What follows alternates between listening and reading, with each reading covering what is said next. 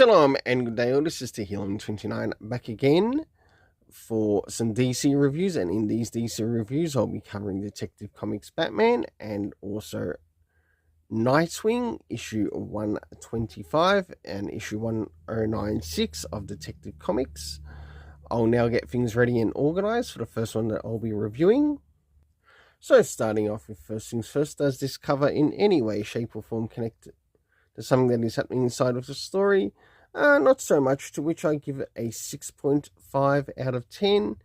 So now it's time to move in relation to the area of the internal art, but also what's happening story-wise with the characters as we have a look around the beginning, middle, and of course the end.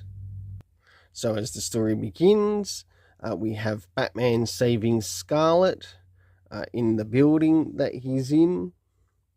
And of course we realize that someone has attempted to cover up a bit of a crime that's happening here.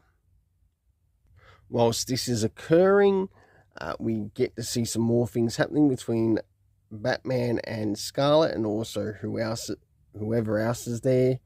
And we learn quite a bit of things that are happening.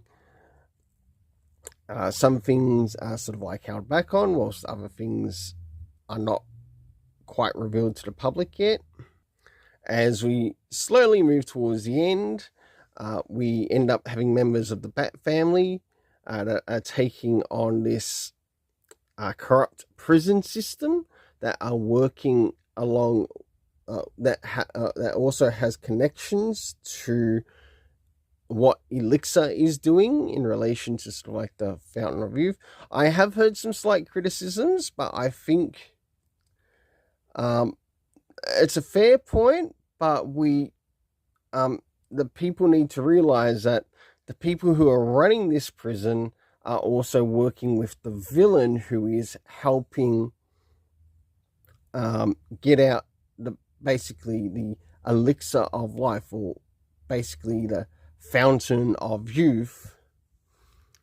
And this is why the members of the Bat family descended upon this particular prison. And last but not least, we have Blade on the scene. Ambrose. And of course, we realize that Ambrose is working for Elixir. So for the internal art, I give it a 7 out of 10. Now it's time to move in relation to the area of the story. First things first, did we get any comic book references? No, we didn't. Next is the area of time, to which we had 3 days later turn up.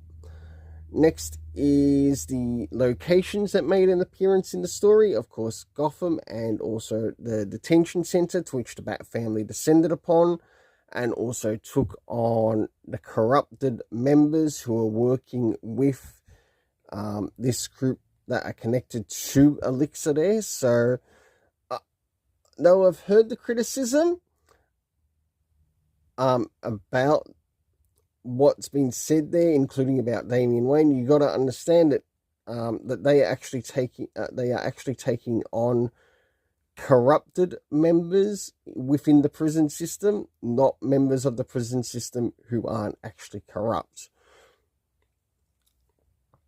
So next is the cast of characters. We have Bruce Wayne Batman. We of course have Scarlet. We had other names that were mentioned. So we had Batgirl, Oracle, Make Up Your Bloody Mind with what you're doing with Barbara Gordon. There was Dr. Jensen, I think it was. We had Red Hood, Signal. I'm surprised Nightwing didn't make an appearance. I think Nightwing would have helped the scenario a little bit more. We had Spoiler, and of course Damian Wayne Robin. Of course, Ambrose, and last but not least, the mention of Elixir. I've now got like another question around Elixir. Is Elixir not a person, but an organization? So instead of Elixir being an actual person, is it actually a council-run organization that is connected to the underground behind the scenes? So in that case, It's not quite Court of the Owls that has been brought in the past, but is Elixir an organization instead of a actual person? We've heard mention of Elixir, but maybe that is a fleece over one's eyes about the name Elixir. But instead, Elixir is a group of people that run it together, and they also silence the people who are connected to it. So this is why I bring it up, just that way how Ambrose has been brought in, and we know that he works with Elixir too. Is it possible that he's actually maybe a member on the council of Elixir? Very possibly. For the overall story rating, I give it a 7 out of 10. Now it's time to move on to Nightwing, issue 125.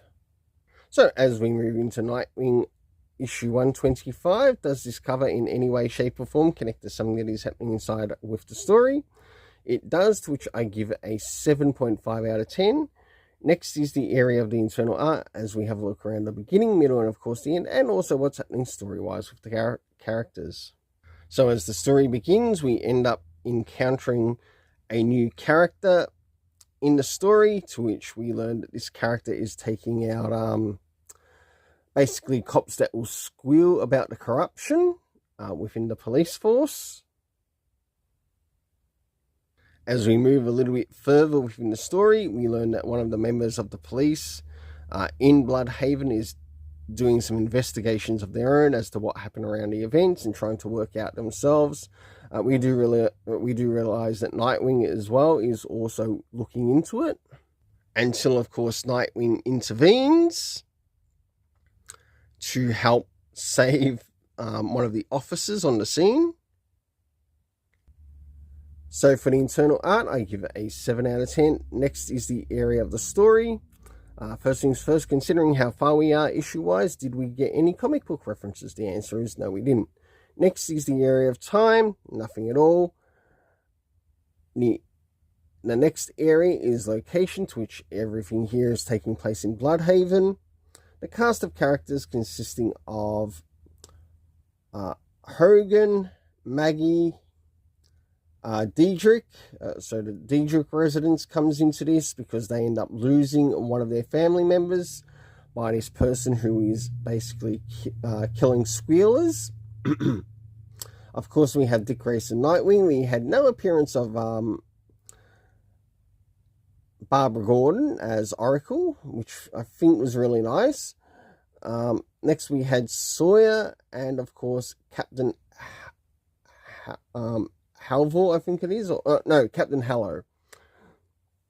For the overall story rating, I give it a 7.5 out of 10. Until then, let's keep it colourful and have yourself an awesome day.